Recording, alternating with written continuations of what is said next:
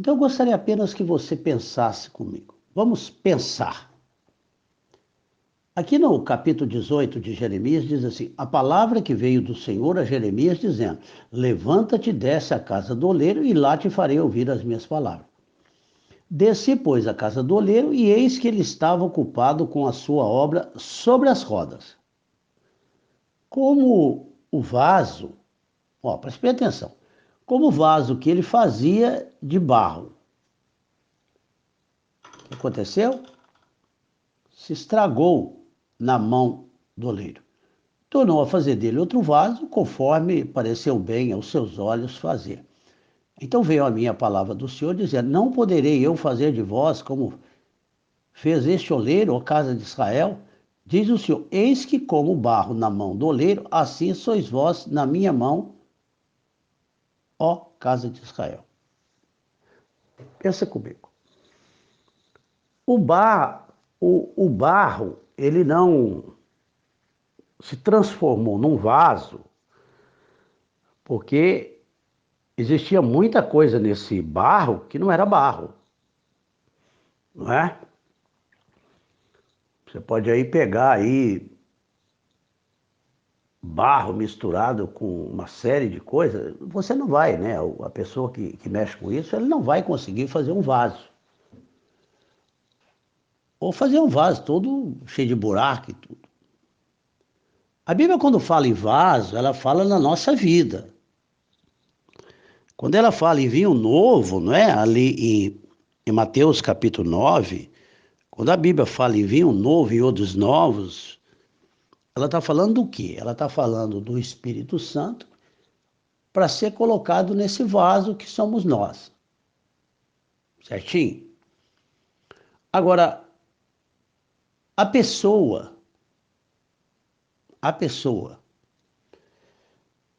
que não aceita o trabalho de Deus na vida dela. Ela não permite Deus remover da vida dela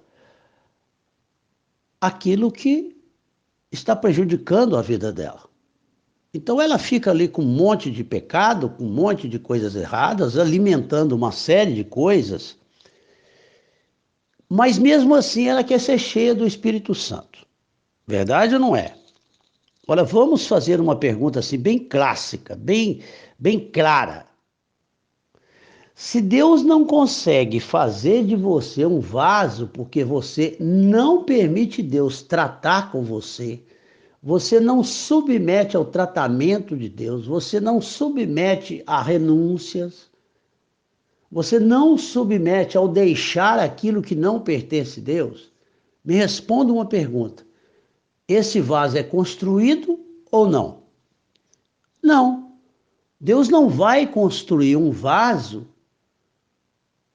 não vai, cheio de mistura. Ninguém faz um vaso com tudo quanto é coisa errada. Então esse barro, né, que estava sendo trabalhado para fazer um vaso, ele quebrou na mão do oleiro, espatifou. Por quê? Porque tinha coisa ali que não era barro. Então ele foi removendo, separou tudo aquilo e usou o mesmo barro para fazer um vaso. Agora, se você não permite, preste bem atenção nisso aqui, ó. Se você não permite Deus remover da sua vida aquilo que ele condena, como que ele vai fazer de você um vaso? A resposta está clara. Não vai conseguir fazer de você um vaso. Certinho? Certinho. E ele vai jogar o vinho novo na onde? No chão? O Espírito Santo vai ser derramado na onde? Não é no vaso? Não é na nossa vida? É. Como você não permite, preste bem atenção nisso, você ainda teima em fazer coisas erradas, e não abrir mão, e não perguntar para Deus o que está errado na tua vida, para você ir removendo aquilo tudo, enquanto você não tomar uma decisão de mudar a história da sua vida e de obedecer a palavra de Deus, Deus não vai construir o vaso, correto? Correto. Então você nunca vai ser batizado no Espírito Santo e ele nunca vai derramar em você o Espírito Santo. Vai derramar na onde? No chão? Você só vai sentir a presença do Espírito Santo. Mas ele nunca vai conseguir fazer um vaso. Então, o que mais a gente vê hoje é pessoas que não são batizadas no Espírito Santo e pessoas que nossa, eu estou aqui não sei quanto tempo, eu não sou batizado no Espírito Santo. Mas você não é batizado no Espírito Santo, você sabe por quê? Você não é batizado no Espírito Santo é porque você não abre mão de um monte de coisa. Ou você não mete o joelho no chão e não permite Deus trabalhar na tua vida. Na verdade, você quer ser cheio do Espírito Santo sem ser um vaso. Eu não vejo como isso acontecer na vida de ninguém. Então, nesse dia 25, eu vou deixar essa palavra para você. Entendeu? E se você não deixar, não mudar a história, não permitir que Deus mude a sua história, você nunca vai ser o templo, a morada do Altíssimo. Certinho? Templo do Espírito Santo. E o que vai acontecer com você? O dia que você morrer, você pertence a que reino?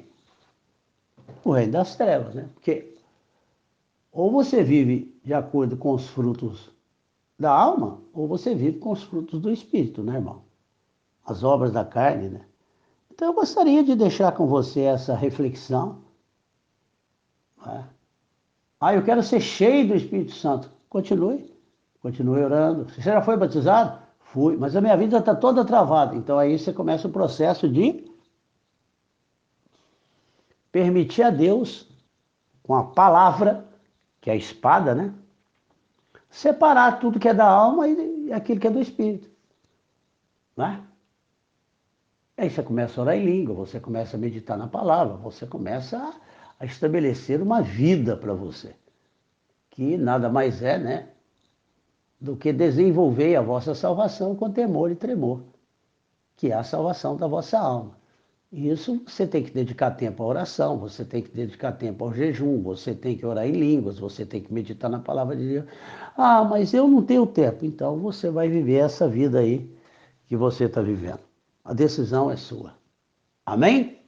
Eu quero orar com você. Meu Deus, todo e qualquer projeto do diabo, de principado, de autoridade, de dominadores deste mundo tenebroso, desses espíritos maus que povoam as regiões celestes.